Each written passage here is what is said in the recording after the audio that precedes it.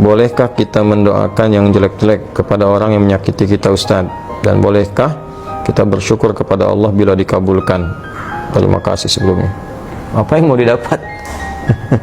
Ya, kita share satu aja ya. Dalam Al-Quran itu ada ayat di Al-Quran surah ketiga Ali Imran ayat 128 sampai 129. Jadi saya berikan gambaran kisahnya dulu.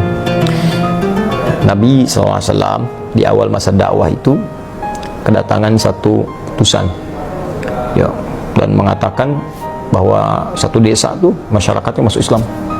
Senang Nabi, lalu minta orang-orang itu untuk dikirimkan dai untuk mengajar. Dikirim oleh Nabi 70 orang, dalam riwayat disebutkan kurang lebih 70 orang penghafal Quran ya, ahli Quran, orang-orang yang menguasai agama dengan baik pada masa itu ya, dengan kadar yang mungkin didapatkan pada saat itu.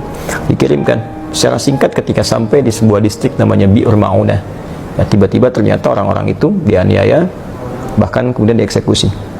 Nah, Nabi mendapat kabar dari malaikat sedang menunaikan sholat. Ada beberapa versi riwayatnya, ada yang menyebutkan sedang sholat subuh, ada yang menyebutkan riwayatnya sebelum ruku, ada yang setelah ruku saat i'tidal, ada yang menyebutkan juga di sholat yang lain ya.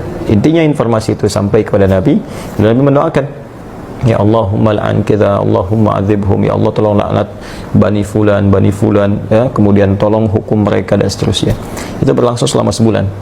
Nah, doanya terasa keras ya, tolong hukum bani fulan, tolong hukum mereka, tolong laknat mereka. Apa yang terjadi? Kemudian Allah turunkan Al-Quran surah ketiga Ali Imran ayat 128. Ya, laisa laka minal amri syai'un aw yatuba 'alaihim aw yu'adzibahum fa innahum zalimun.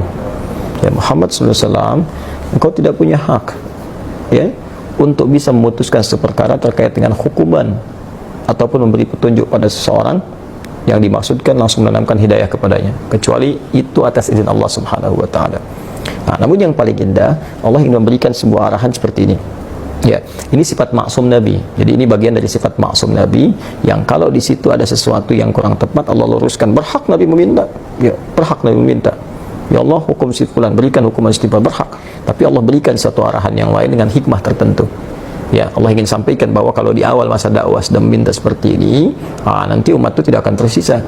Ya, seperti umat-umat yang sebelumnya, ya pernah berbuat zalim, kemudian nabinya meminta kepada Allah dihukum, hukum selesai. Tapi Allah ingin berikan sebuah pelajaran bahwa ke depan akan ada ujian lebih besar daripada ini. Maka diberikan sebuah tahapan bersabar, bersabar, sampai kesabaran itu kemudian memuncak, sampai kemudian pada tingkat maksimal sehingga bisa mengatasi tantangan yang lebih berat lagi. Ya, karena kalau persoalan wafat, ajal juga sudah tiba, ya sesuai dengan ajal. Hanya nanti tentunya ada balasan-balasan dari Allah. Ada yang karena tidak tahu, mungkin bisa dengan itu kemudian diberikan petunjuk untuk bertobat. Ada yang sengaja melakukan, Allah kirimkan kemudian hukuman, nanti akan turun kemudian hukuman-hukuman berikutnya. Bukan berarti pembuat kesalahan tidak kemudian diproses. Ya, bisa diproses dengan hukum yang berlaku, tapi ada mungkin golongan-golongan tertentu yang tidak tahu dan ikut-ikut di dalamnya. Bagaimana hukum seperti itu? Maka Allah turunkan tadi ayat. Setelah ayat itu turun, maka Nabi merubah doanya. Perhatikan doanya. Allahumma hdini fi man hadait, wa afini fi man afait, wa tawallani fi man tawallait, wa barik li fi ma atait. Ya. Kalau kita jamakkan, Allahumma hdina fi man hadait, wa afina fi man afait, wa tawallana fi man tawallait, wa barik lana fi ma atait, wa qina syarra ma qadait. Allahumma hdina fi man hadait, ya Allah, mohon berikan aku hidayah, berikan kami hidayah, dan tempatkan kami di tempat-tempat yang orang mendapat hidayah. Wa afina fi man afait, sehatkan kami ya Allah, dan tempatkan kami di tempat orang-orang yang sehat. Kalau Anda kerja di tempat orang sehat, Anda bertetangga dengan orang sehat, orang itu dapat hidayah, di kantor dapat hidayah, jadi baik orangnya. Wa tawallana fi man tawallait, palingkan kami dari apa yang Kau tidak sukai, dan tempatkan kami di tempat-tempat orang-orang yang berpaling dari apa yang tidak Engkau sukai. Barik lana fi ma atait, berikan keberkahan pada kami Allah dari setiap pemberian-Mu. Ya indah. Wa qina syarra ma qadait, dan jauhkan kami dari segala keburukan ya Allah, segala keburukan yang mungkin kami dapatkan dalam kehidupan. Ya, Engkau telah tetapkan ini buruk, berikan kami kemampuan untuk menghindarinya. Jadi berubahlah ke arah doa-doa itu, jadi baik, jadi baik, jadi baik. Itu yang kelak kemudian dikenal dengan doa kunut. Ya, berarti permintaan pada segala hal yang bernilai ketaatan kepada Allah yang sifatnya baik-baik.